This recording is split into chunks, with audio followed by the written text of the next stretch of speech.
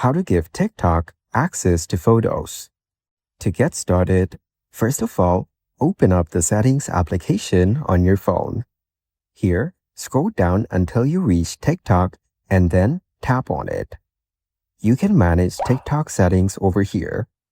Now, go over to Photos.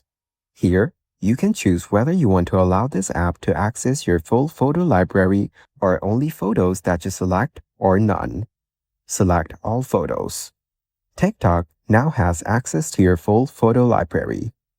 Now go back to your main menu and open up the TikTok application. You will then be taken to the TikTok homepage. On this page, go to the bottom panel and tap on the plus icon in the middle. This is the TikTok camera screen. Now, go to Media at the bottom right corner.